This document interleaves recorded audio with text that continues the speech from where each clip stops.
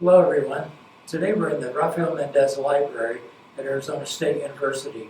This was established in 1993 and it came here because Rafael Mendez was considered to be the world's greatest trumpeter.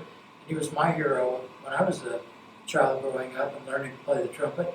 A lot of people still consider him to be the greatest trumpet player that ever lived. Well, one of my graduate students, Del Lyron, who was a doctoral student, wanted to write his dissertation as a biography on Rafael Mendez. And so Rafael had died in 1981, and this was 1992. So I told him that we'd have to be in touch with the Mendez family to see if we could do interviews with them and other people that knew Rafael. And so we contacted the twin sons of Rafael, which is Rafael Jr., or Ralph as they typically call him, and Robert. And they met with us, and they liked Del, and they thought the project was terrific. So Del and I went to Los Angeles. I actually went to Rafael's home because Rafael's wife, Amor, was still alive.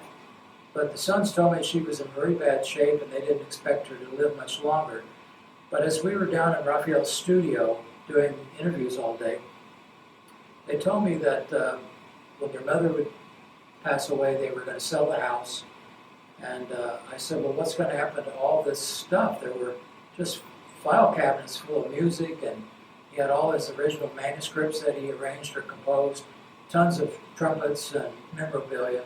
And they said that they were interested in starting a Rafael Mendez library. And they'd already contacted a couple of large music schools in Southern California, but nothing panned out. Well, as it turned out, in 1993, we had expanded the music building, which more than doubled our size. So I knew there might be a little extra space. So when I got back home, I talked to Dr. George Umberson, the director of the School of Music, and told him about the interest in Mendez Library coming here. He loved the idea, and so he showed me this space, which used to be a music education professor's office, adjoined by this larger room, which was used as a music ed work study room. And so he said this was going to be moved to the new building, and so this space could be used for the library. Well, the Mendez brothers flew over and saw the space. They liked it. They liked George. And so contracts were signed, and they made a generous donation to ASU for permanent use of the space. And they also donated money for brass scholarships. And it's been here since 1993. So today we'll be taking a look around. You'll see the cabinets and some of the memorabilia as we move along. And I hope you enjoy that.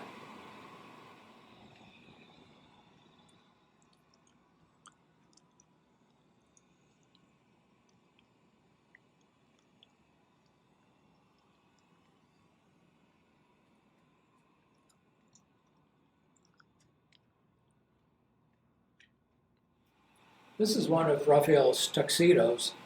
He wasn't a terribly large man. I think he was about 5'7" tall and weighed about 145 pounds. We have two of his tuxedos. This one is on display, and this is one of the ones he wore late in his career. In this case, which is at the front ceremonial wall of the library, in the upper left we have Raphael's favorite publicity photo, which was done in black and white, but we had this one colorized. And just below it is a portrait of his early family, before he was born, actually. So it shows his father, Maximino, and his mother, Irene, and the two oldest sisters. There were a total of 15 children, but not all of them survived to be adults. Raphael was the fifth child. And next to that, we have his citizenship papers that he received in 1940. He immigrated to the United States in 1926 at the age of 20, and 14 years later was finally granted U.S. citizenship. And he carried those papers with him pretty much every day.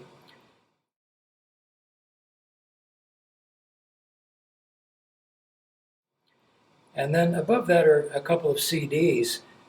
These are reprints. Well, the one on the right is a reprint of an early LP that he made, and Summit Records got a license to to reproduce on CD all of his early LP recordings.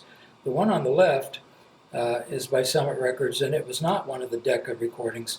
It's mainly a series of interviews with famous trumpeters who talk about Raphael and his influence on them. It also has some live radio broadcasts of Raphael playing his trumpet, as well as some excerpts from clinics that Raphael gave.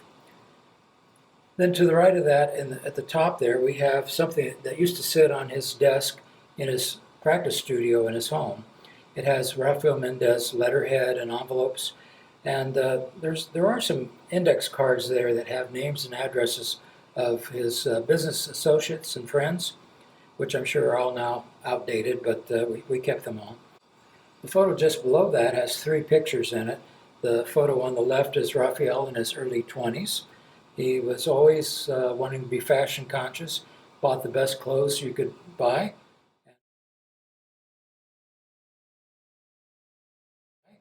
And on the right is his wife, Amor Rodriguez. Amor was from Spanish heritage, and she lived in Detroit. And Raphael met her, and they had an instant attraction, and a year later were married.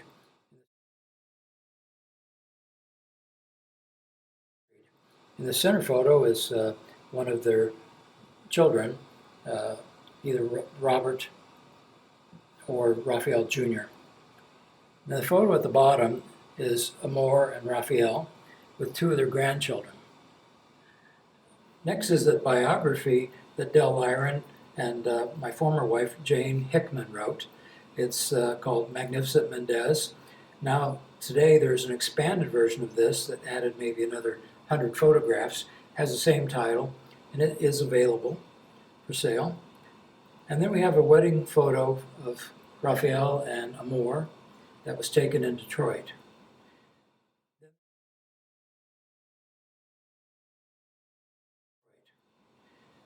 Then there are 2 marriage certificates. As I mentioned, they had a ceremony in Detroit and one in Mexico. The photo on the upper right is Raphael serenading one of his grandchildren after he retired. And he could play the guitar. He also played a variety of instruments. This is a handmade music stand that Raphael used in his practice studio in his home in Encino, California. And on the stand was one of the books he practiced quite a bit out of when he was young. It's the Clark Characteristic Studies. And I think from the looks of it, you could tell that he probably used this book quite a bit. But he got a lot of mileage out of that. And then next we have a string bass. As I mentioned, he can play a variety of instruments. He played guitar, he played bass, he played a little clarinet, he could play piano, he could, of course, play trumpet and guitar, a little bit of mandolin, and he also was a pretty good singer. So what was interesting is sometimes he would compose a little birthday tune for one of his children, and a little later his grandchildren, and then he would kind of orchestrate it for all the instruments he could play. And then he had in his home recording studio there, he had a nice stereo setup that he could multi-track, recording all the different parts on different instruments, put it all together, and as a birthday present, give them a kind of a happy birthday tune. I'm not sure that he played the string bass all that well. I think the taped frets are kind of an indicator that he wasn't exactly professional with it yet. That's the string bass. I'd like to talk about these 3 photographs. The top one is Raphael playing his trumpet next to a poster that talks about the New York Philharmonic playing a Pops concert featuring Raphael Mendez.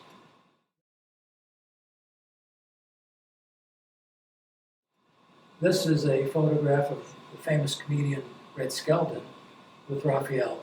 And during the summers, Raphael would tour all the state fairs as band leader for a lot of the big stars such as Bob Hope, Red Skelton, Roy Rogers, and Del Evans, and so forth. So there he is with his friend Red Skelton.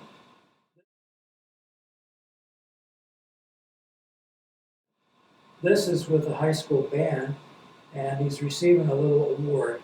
Throughout the library, we have lots of awards that were given to him by various bands. He loved to solo with high school bands. Most professionals, particularly once they kind of become celebrities, they're not interested in playing with amateurs, but he loved it. He loved the excitement that the kids got, and he would spend 2 days with each band, 1 day of intense rehearsals, and he always loved the fact that they worked so hard, and he could tell how much they improved just in that 1 day. And then the next day was a dress rehearsal and a concert.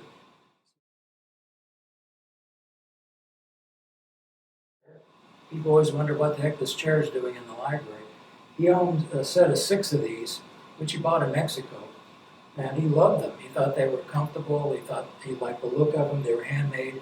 So he had 6 of them delivered to his home in California. His wife, Amore, hated these chairs, thought they were the ugliest thing she ever saw, but she allowed him to keep one in his practice studio. The others went to the attic.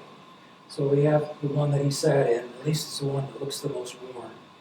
And I sat in it once, and I'm telling you, it's not very comfortable. I don't think I want to be playing my trumpet in it. It's straight up back. There's not much padding. And the knees are always in the way of you're going to bang your trumpet. So I don't know if he really practiced sitting in this chair or if he just liked to sit in it. This case has a few instruments. The instrument on the far left is an alto E-flat trumpet made by the Olds Instrument Company. It was given to Raphael. And then on the other side is a trumpet, also an E-flat alto, but it's a cornet. And so we have an alto cornet and an alto trumpet, which Mendez had nothing to do with, but they were given to him by the Olds Company. And then in the middle is something probably even more perplexing to Raphael. It's a marching French horn, or as they call now a frumpet, and it's made by the Olds Company, given to him as a present. And I don't think he had any use for that, but he kept the instruments. Now Raphael did sign with the Olds Company. He liked to play an English Besson trumpet, and all of his recordings that he made were done on the English Besson. But there were 2 companies that were trying to get Raphael to sign with them, Olds Company and the Besson Company. And it turned out that he signed with the Olds Company because behind his back, the Olds Company had gone to his house and saw Amore and handed her a full-length mink stole.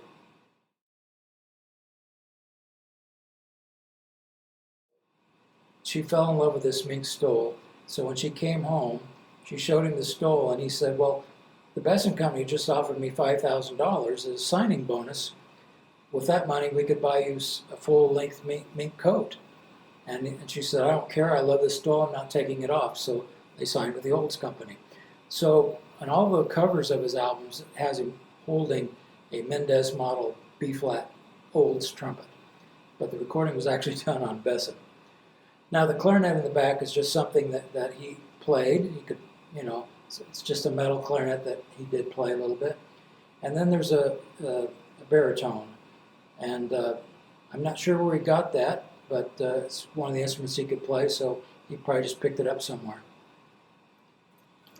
On the top shelf, we have an Olds Mendez model trumpet. And he played those through the late 50s, 60s, 70s, until he retired. And they actually gave him quite a few of those instruments. He tended to damage them. I saw him play a concert when I was in high school, and when he started his solo, he stood way over on the left side of the stage, and the band started playing, and then at the last possible second, he ran to the middle of the stage, tossed the trumpet up in the air, caught it with his left hand, and began to play a solo. And then during the next set of rests, the band played again. He ran back to the edge of the stage, stood there looking very proud, and then the last possible second ran to the center of the stage, tossed the trumpet up in the air about 3 feet, caught it with his left hand, and began playing. Well, I guess he dropped the instrument several times, so they had to replace him.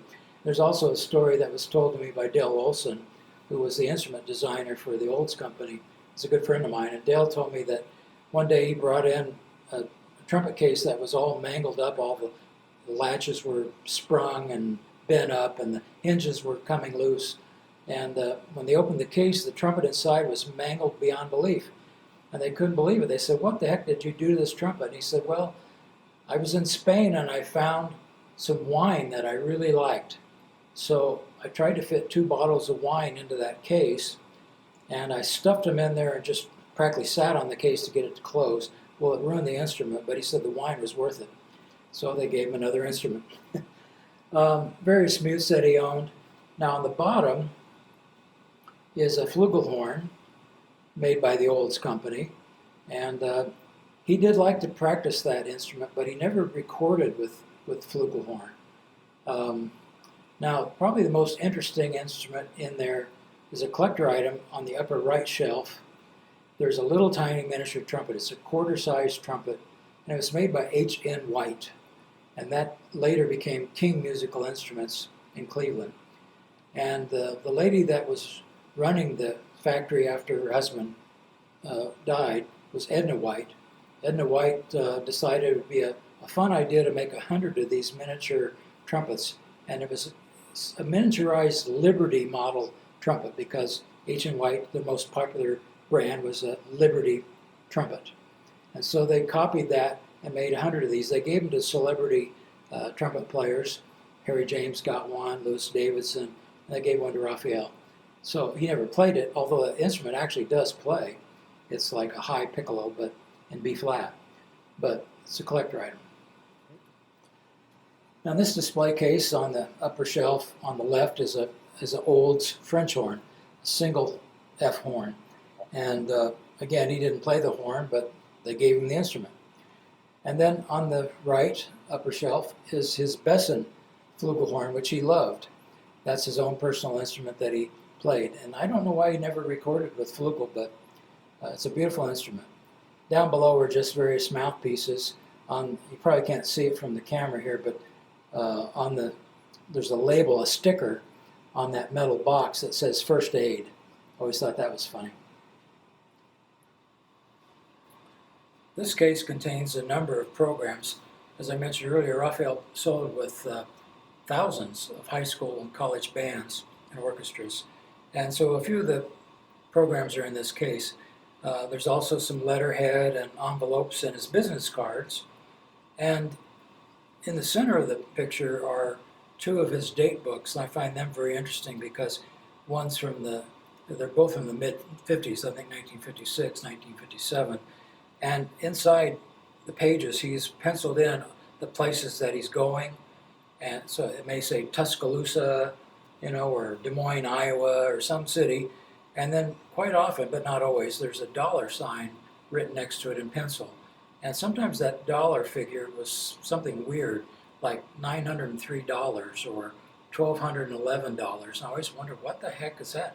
And it turns out that his contract said that he was to be given a flat fee, plus all of his travel expenses, his hotel, his meals, but he was also to get a certain percentage of the ticket sales for the audience. So that's where that came. Now I added up he was doing during the height of his career, which would have been about this time, late 50s into the 60s, he was doing as many as 150 concerts a year.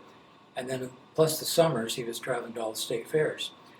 And I added up all of the penciled in dollar figures. And the ones that didn't have a dollar figure, I just kind of picked an average. And when I added it up, he was making over $100,000 each year plus expenses, which was a fortune back in the 50s. And as his sons told me that he was making at least $100,000 a year off of record royalties from Decca. So he was very well off, and at the time he died, he left a $3 million estate to his wife Amor. Here the photo on the right was taken during Raphael's early 30s, and it's a publicity photo. You'll notice that he's losing his hairline. But the photo on the left was taken about 10 years later, and he's playing his English Besson B-flat trumpet. There you notice he has a lot more hair. And it's because he eventually was wearing a toupee. And it was the famous band leader, Rudy Valley, who told him, all the famous musicians and celebrities wear toupees. So that was very popular at the time. So he wore his toupee in concerts until he retired, and then he stopped wearing a toupee altogether. In this case, the upper shelf has a few of his awards, and the bottom shelf has some autographed books from famous cornet players or trumpet players. In the back we have the ndez etudes by Ramon Sabaric, who taught trumpet at the Paris Conservatory. He autographed it to Raphael. On the left, in the bottom there, we have an Arban book signed by Louis Maggio, who was a close friend of his. And Maggio was a fantastic teacher who Raphael knew his entire life. In the center is an autograph from Herbert Clark, and then on the right is an autograph to Mendez by Edwin Franco Goldman, a famous cornetist and conductor.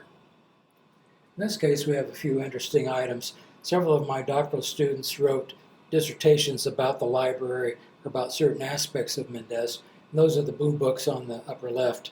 The book lying down there on the top shelf called Rafael Mendez is by Alejandra Rosas, and she's a Mexican woman who's a trumpet player, and she came up here and she spent a couple weeks in the Mendez Library doing research and wrote a very detailed book about Raphael's life. And it's a very good biography. It's available in Spanish, and now she has made an English version, which is online only as a download.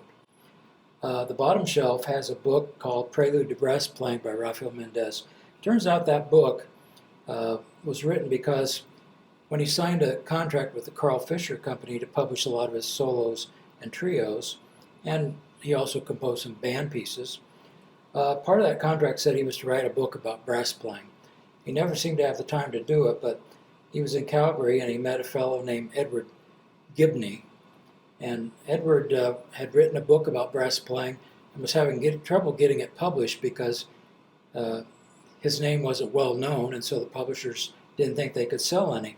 So he gave a copy of the book to Raphael, of the manuscript. Raphael read it on the plane to his next solo appearance, loved the book, and he called Gibney and said, "Look, I have to write this book. I never have time to do it, and I love your book. I love all your ideas. Your thinking is very much like mine. I'd like to maybe just add a few things and so forth, and we'll publish it together." So the plan was that they were going to put both names on the book, publish it with Carl Fischer, and split the royalties. Well, when it came out, only Mendez's name was mentioned. Mendez was embarrassed about that. He continued sending half the royalties to Gibney.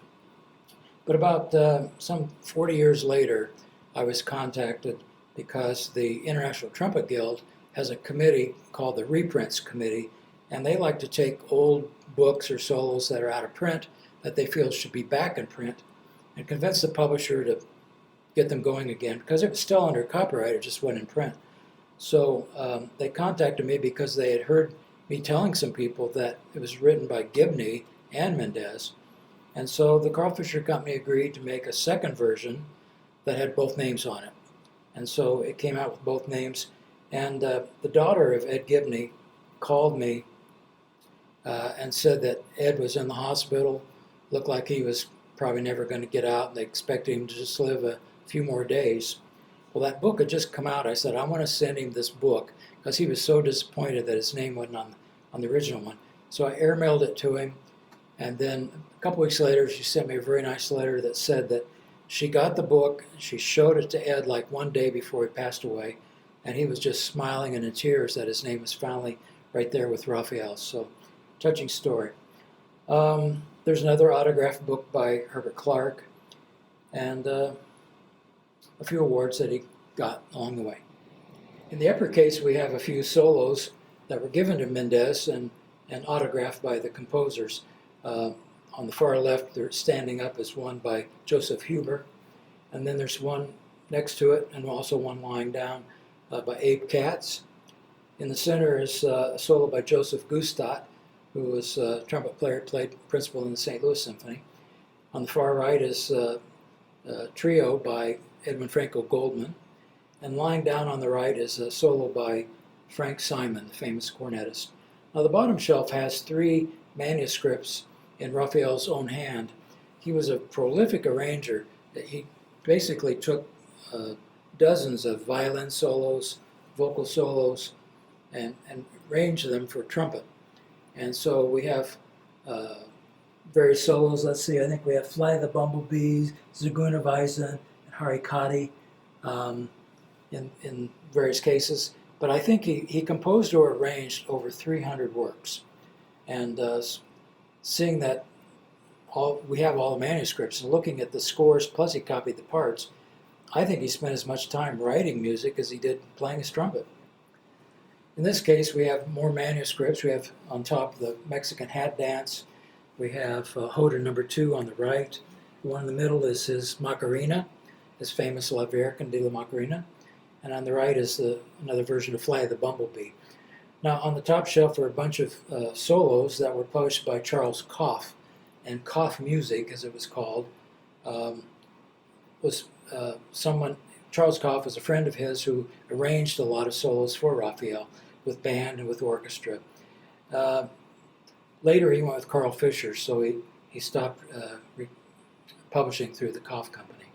A lot of those solos are still available with band and orchestra.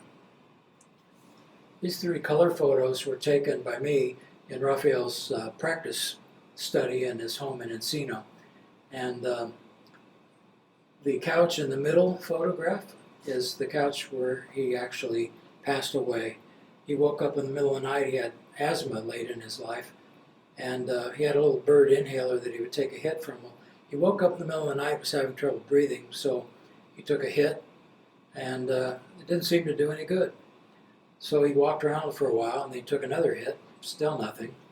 So he decided to go down to his other end of the house, to his practice studio, and kept taking more and more of this inhaler. And evidently, if you take too much, it causes the membranes in your lungs to actually swell up worse than they were. So he laid down on that couch and then just passed away from a heart attack, is what the coroner said, but actually it was because he couldn't breathe, So that's where he passed away in 1981. But you'll see a lot of the memorabilia on the walls and on this desk, and the little miniature trumpet on the front of the photo there on the left that we showed you. This case contains some photocopies of letters that were written to nominate Raphael for a star on the Hollywood Walk of Fame, which he did receive 1 year after he passed away.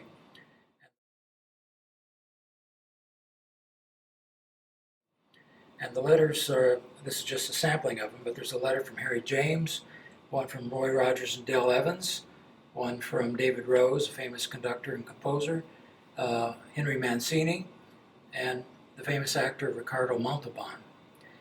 And you also see a pair of his cufflinks and one of his combs and hairbrushes.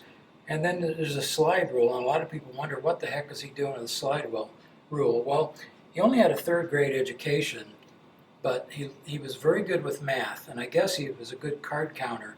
If you played poker with him, look out, because he almost always won. But his hobby was to do math problems on his slide rule. So sometimes he entertained himself on airplanes by doing slide rule problems.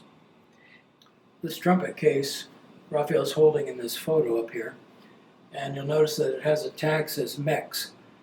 Obviously he had gone to Mexico, but Mex was his nickname, so he always kept that tag on his case. The case on the right, the upper shelf, has a number of recordings that he made for the Coast Record Company. So these were his first solo albums. They were 78 RPM albums, and then on the bottom you'll see some 45 RPM discs that were produced a little later.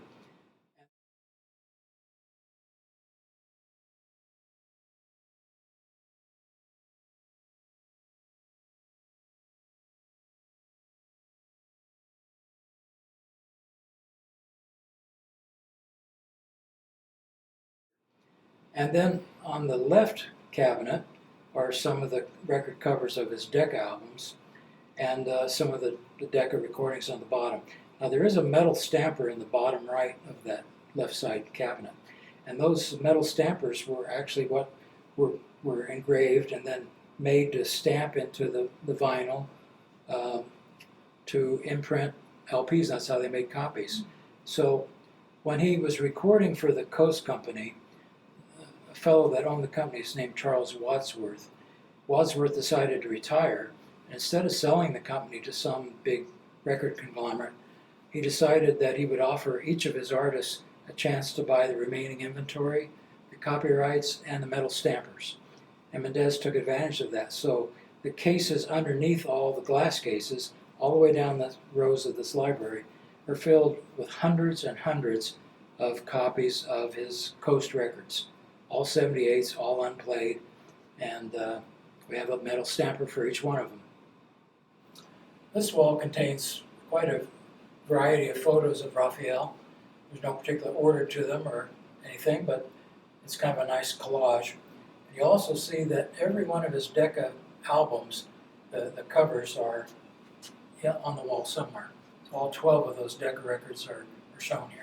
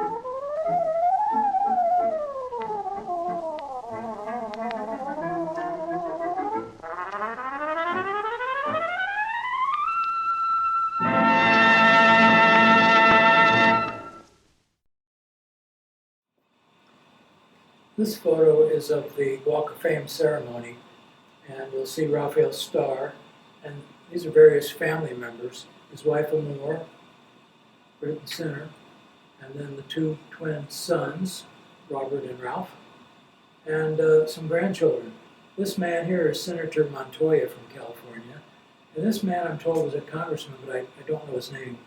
This fellow was the head of the Walk of Fame, so he actually presented the plaque to the family.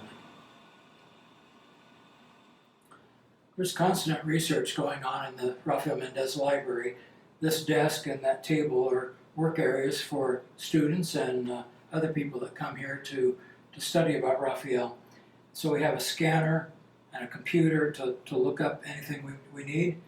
And I also have lying here some scrapbooks given to Raphael. A lot of the bands that he soloed with would make a scrapbook together, and everybody would sign their name, and there'd be a program and photos from the rehearsal, the concert. There's several of those, but the prized possession is this scrapbook, which is Raphael's own scrapbook. It's got his name embossed there, and he kept a pretty good scrapbook of all of the newspaper articles and reviews about him in his early career. Somewhere along the line he didn't have time to keep up with it, but we have not taken anything out. It's each page turns, and it's exactly the way it was when we got the book. So there's a lot of the articles are in Spanish, and some of them are in English. But there's a lot of really unusual and early things about his career we can find in here. So that was Raphael's own scrapbook. The large photo on the left is a picture of Raphael in his very early 20s holding a Con 22B trumpet. And he didn't play that for very long, but the man is pretty dapper for a Mexican who first came to the U.S., found his first job in Gary, Indiana, working at a steel mill, shoveling coal. Later went to Flint, Michigan, and worked in a Buick auto factory. And then, because he found that the Michigan winters were so cold, he had to sell his trumpet to purchase a heavy coat. The only way he could practice was to go to nearby Detroit and test the trumpets they had for sale. And that's where he was discovered by Russ Morgan, a famous band leader.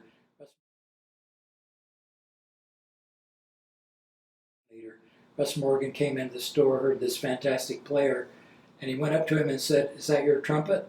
And he said, "I can play it, but I can't buy it." And he said, "Well, I'm Russ Morgan, I'm conductor down here at the Fox Theater.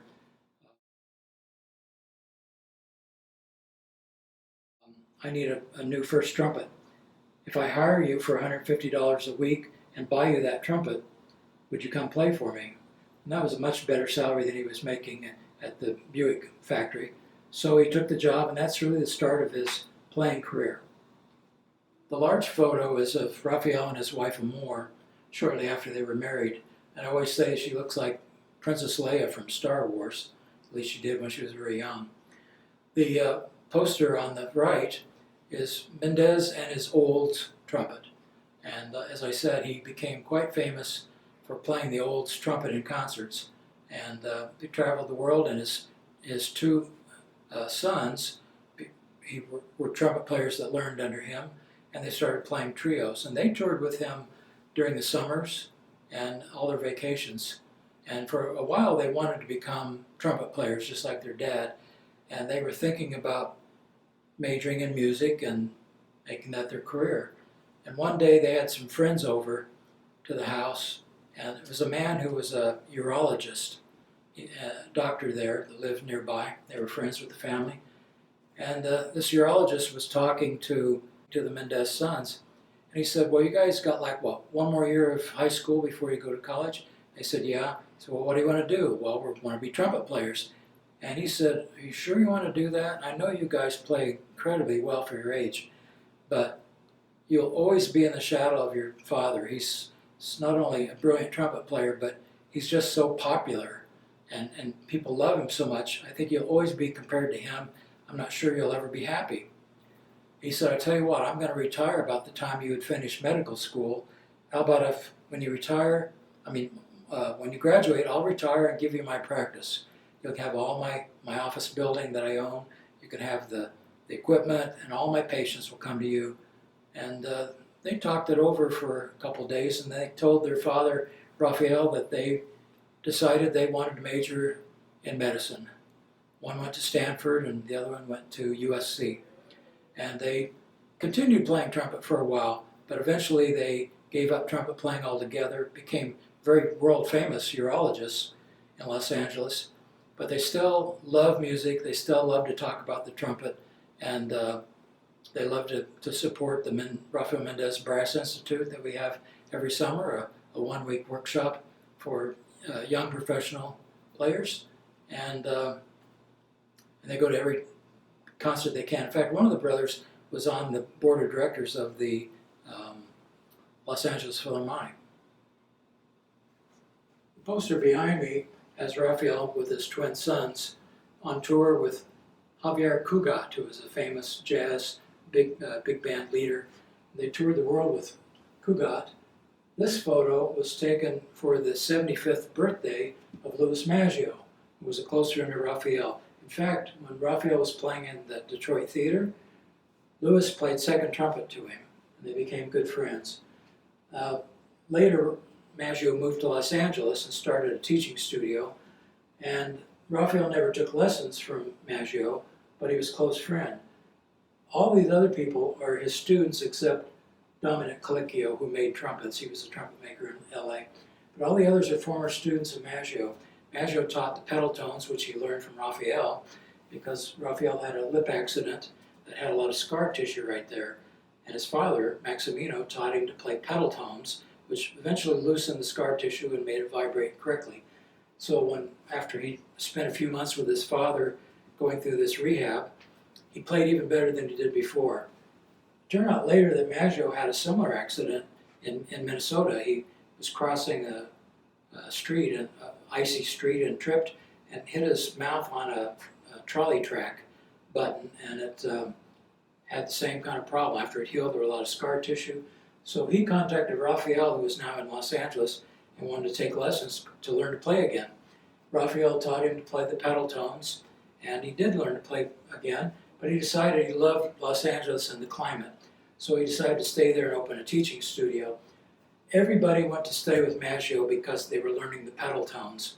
This includes Claude Gordon, and there's Yuan Racy, here on crutches. Yuan had polio as a child, became a top freelancer in Los Angeles. In fact, played second trumpet to Raphael in the MGM Orchestra for a few years. But he's a very famous trumpet player who later was in a wheelchair. But a lot of these other people were just freelance trumpet players around LA. These file cabinets really constitute most of the library part of the Rafael Mendez library. This top drawer contains hundreds and hundreds of photographs. You can't see them all from there, but there's tons of them that we didn't have room to actually display in the library. Hundreds of photographs. They're all cataloged. This has a lot of concert programs. Again, there are hundreds of them. He was pretty good about keeping most of the programs he played. We also have a large quantity of these records that were made by high school or college bands, live concert recordings that they had duplicated. And they have Raphael playing live solos on there. And what's interesting is when you listen to it, at times the bands don't sound very good, because they're typical high school bands, but Raphael still sounded like just as good as he did on his Decca records. And there's also a big stack of recordings, most of which are live radio broadcasts, because sometimes when he would perform or talk, they would actually cut a little disc, and at the end of the thing they would give it to him. So we have a lot of those. And the bottom cabinets are mainly filled with recordings that Raphael owned that he liked to listen to. He loved to listen to violin recordings, Heifetz especially, and he loved to listen to vocal solos. And there were some of the early cornet players that he liked to listen to. So that's what's in those. Now, this cabinet and this cabinet are filled with published music. So Raphael owned his own personal library of books. You know, we have all kinds of books that he owned. We got the Arvin method and the Gotti method and tons of solos that he didn't write. So it's just 8 drawers of music that he just purchased, was given to him. Starting here, almost all the way down, are copies of band and orchestra accompaniments to the solos that he arranged. So each of these drawers is just jam-packed with dozens of folders full of accompaniments. Here's Juarez, which is a band piece that he later published with Carl Fischer.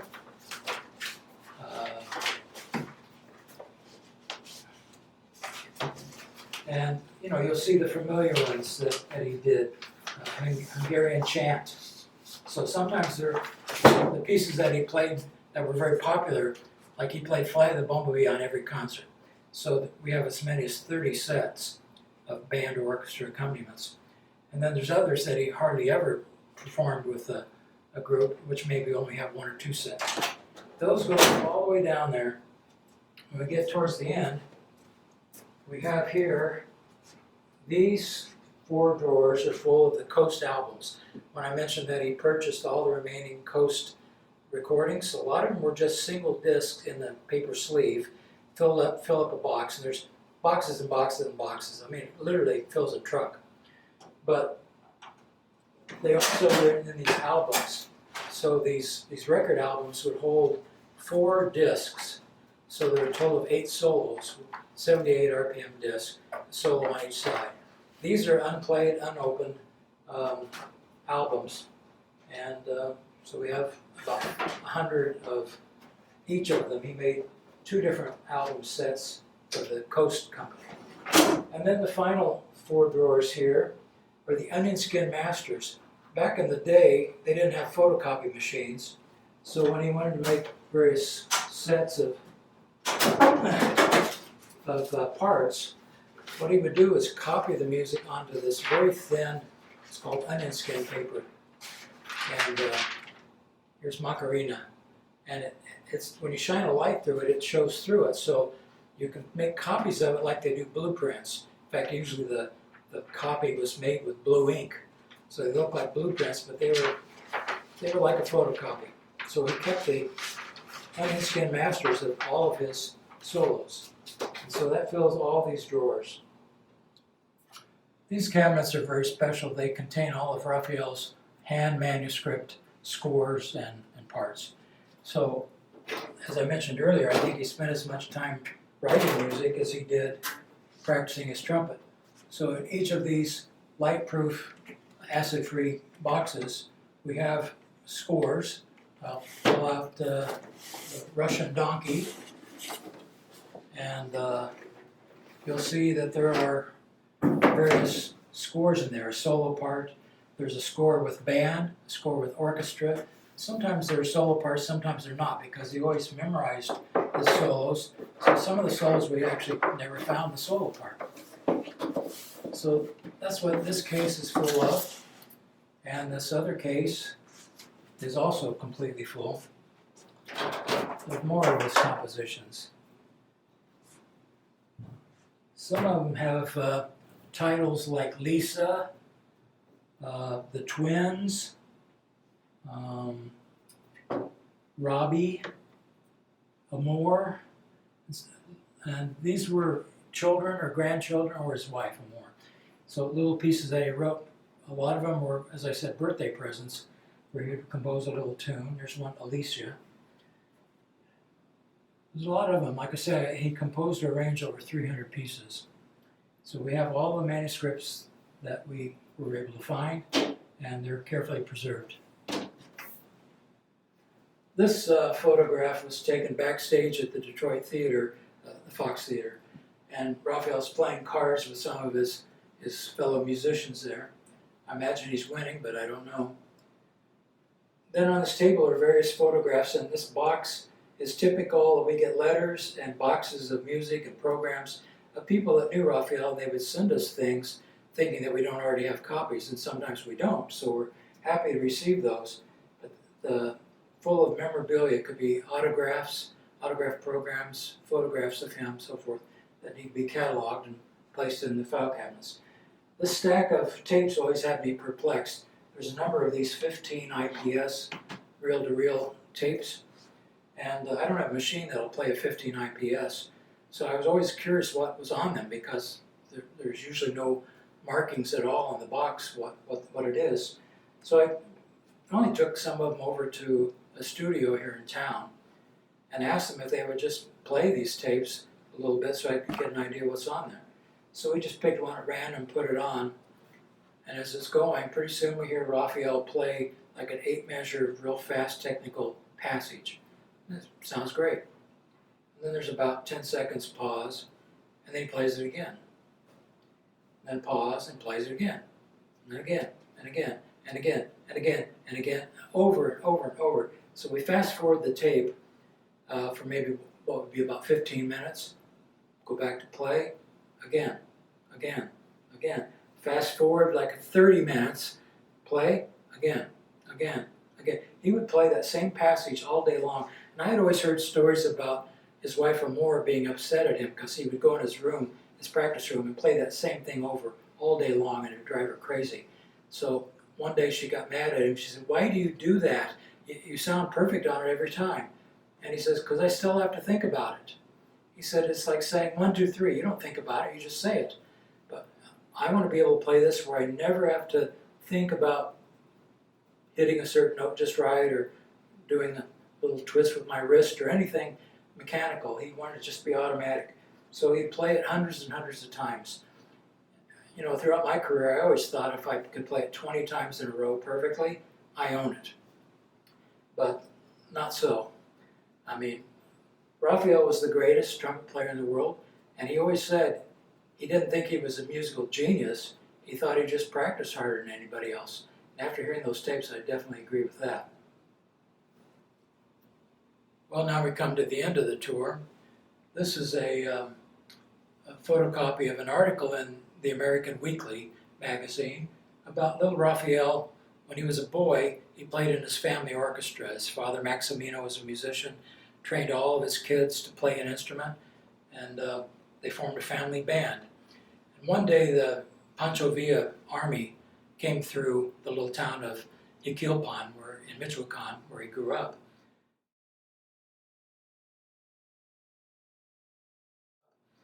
And they serenaded the troops after they fed them a nice dinner.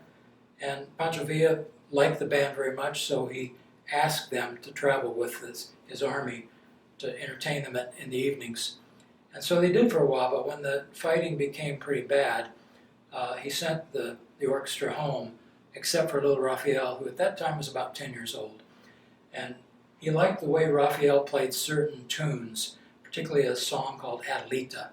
And so at night after dinner, when Pancho Villa was ready to go to sleep, he would drink for a while, and then he would ask Raphael to serenade him until he went to sleep. So this tells the story of how one day, that picture of him, I think is way too young for as old as he was, but anyways, the story is that one day Raphael heard about an orchestra being formed in his region of Huquilpan, and they were looking for musicians, and he wanted to audition for that orchestra. So he one day asked Pancho Villa if he could go home. And Pancho Villa didn't want to let him go home yet, so as a joke, he got mad and said, "You want to leave me?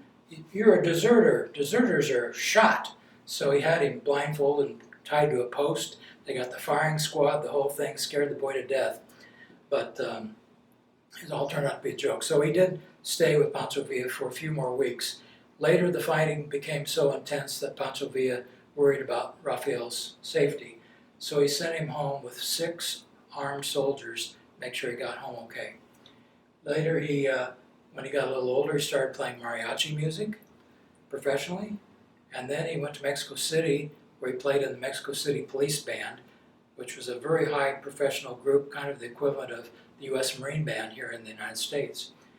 And then, like I said before, at age 20, he decided to immigrate to the United States to make his fame and fortune. This photograph is with the Rudy Vallée Orchestra in New York. There's Rudy Vallée, who was a famous saxophone player and singer, band leader, and there's Raphael. And they would play for these crowds of 1,000 or more people, and they were always broadcast nationally. And that was in New York, and it was when the Rudy Vallée Orchestra was planning to do a tour of Southern California. Rudy Vallée sent 3 members of his orchestra out to Los Angeles to do some radio interviews and kind of get some pre-tour publicity. Raphael was featured on one of the Spanish-speaking radio stations where he played his trumpet and where he did an interview. And after that, the owner of the radio station offered him a job having his own radio show every day. He could play whatever music he wanted. He could bring in whatever guests he wanted. He could play live. And so Raphael decided that he liked living and he loved the climate in Southern California, so he took that job and ended up the rest of his life staying in the Los Angeles area. Well, I hope you enjoyed the little tour of the Mendez Library, and if you're ever able to be in the Phoenix area, try to get in touch with me or Joe Bergstaller, who's the new professor of trumpet here at ASU, to get a personal tour. We give those, and we also bring through high school students. Bands sometimes visit, and they like to come in here and see some things. We have a recording set up where we can play some of Raphael's music for them, and we hope you'll stop by sometime. Thank you.